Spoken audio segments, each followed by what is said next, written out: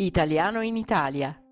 Per imparare l'italiano con un italiano in Italia.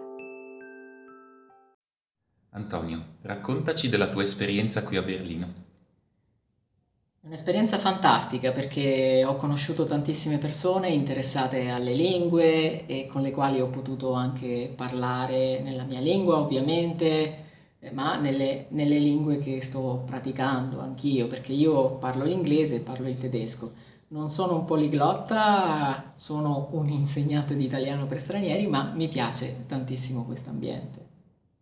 E hai presentato qualcosa quest'anno? Sì, ho presentato l'uso delle storie nell'apprendimento delle lingue, quindi ho parlato in generale delle storie, del perché le storie possono essere utili nella vita di tutti i giorni e di conseguenza anche nell'apprendimento delle lingue, e poi ho raccontato qualche storia.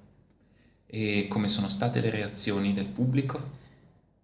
Molto buone perché le persone sono andate via con un bel sorriso. Sinceramente non so se hanno capito tutto quello che ho detto, però spesso è importante capire il senso generale di quello che si ascolta a queste presentazioni. Io stesso ho assistito a delle presentazioni in lingue che non conosco e ho avuto delle buone sensazioni alla fine della presentazione.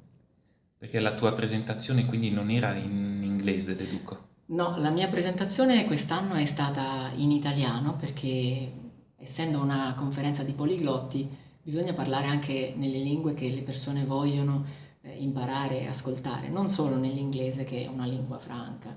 L'anno scorso, a dire la verità, invece io ho parlato in inglese, che non è la mia prima lingua, e ho presentato le visualizzazioni guidate nell'apprendimento delle lingue. Che tipo di pubblico si trova a dei raduni come questo? Persone che amano le lingue. Ci sono persone che parlano poche lingue, persone che ne parlano tantissime, persone che stanno cominciando a impararle, persone che vogliono condividere la loro esperienza con tutti gli altri.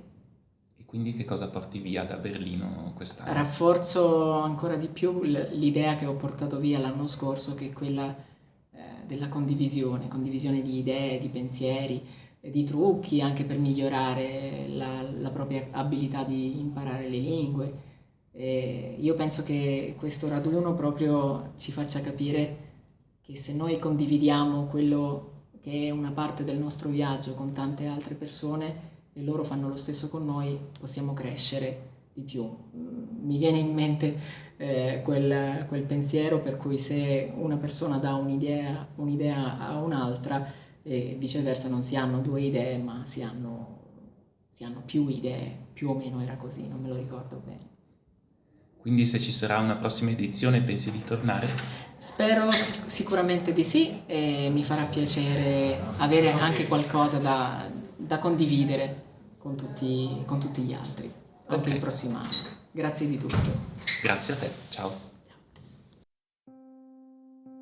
Italiano in Italia. Per imparare l'italiano con un italiano in Italia.